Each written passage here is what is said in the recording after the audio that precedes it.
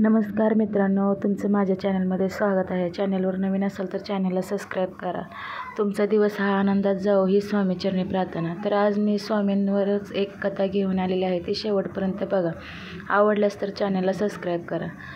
स्वामी समर्थ महाराज आपल्या भक्तांना एकटे पाडत नाही अशी मान्यता आहे. स्वामी समर्थांचे केवळ नाव घेतले की आधार मिळाल्यासारखे वाटते, असा स्वामी भक्तांचा अनुभव आहे. स्वामी नामामुळे प्रतिकूल परिस्थितीही सकारात्मकता मिळते, असे अनेक नानाविध अनुभव सांगणारे हजारो जण सापडतील. स्वामी महाराजांच्या अनेक विधी कथा या स्वामी भक्तांच्या स्वानुभवातून पुढे आलेल्या आहेत.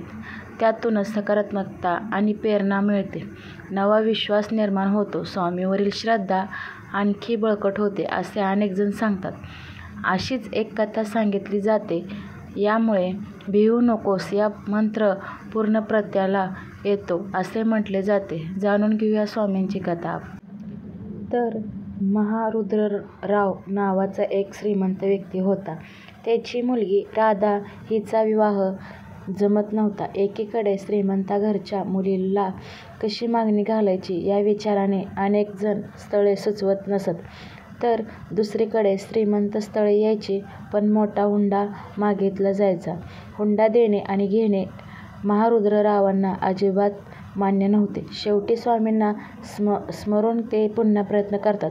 काही दिवसांनी सर्व प्रकारे योग्य स्थळ येऊन राधेचा विवाह निश्चित होतो. महारुद्ररावांना आनंद होतो. स्वामींच्या मठात जाऊन सहस्त्र भोजन घालण्याचा संकल्प करतात. आम्ही काय पहाकरी आहोत का? आम्ही आधीच सांगितले होते. स्वामींची भेट घेण्यासाठी महारुद्रराव येतात तेव्हा सावधगिरी बाळगा, हलगर्जीपणा करू नका अशी सूचना स्वामी त्यांना करतात. मात्र आनंदाच्या भरात महारुद्ररावांना स्वामी वचनाकडे महारुद्रराव फारसे लक्ष देत नाही. सहस्त्र भोजनाचा संकल्प पूर्ण होतो. बाकीची मंडळी झोपतात. तेवढ्यात, अरे झोपला का काय आहेस? चोर येऊन सर्व लुटून गेले आहेत, असे स्वामी अचानक अर्ध्या रात्री ओरडतात. महारुद्रराव पाहतात तर राधेच्या विवाहासाठी केलेला सर्व दागिनेसह त्याचे सर्व सामान चोर लंपास करतात.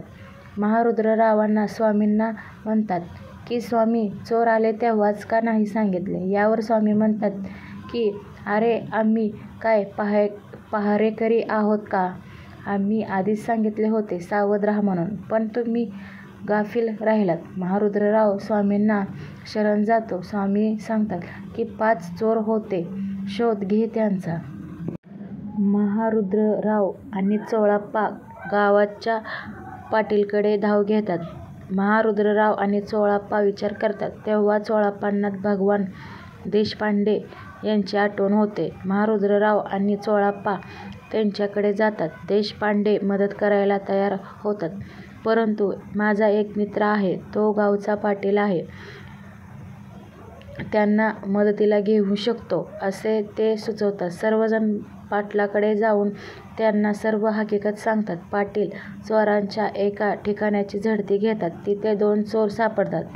शिक्षा कमी करण्याची लालूच देऊन अन्य तिघांना पकडण्यासाठी 2 चोरांना पाटील तयार करतात. ठरलेल्या ठिकाणी 3 चोर येतात आणि पकडलेले जातात.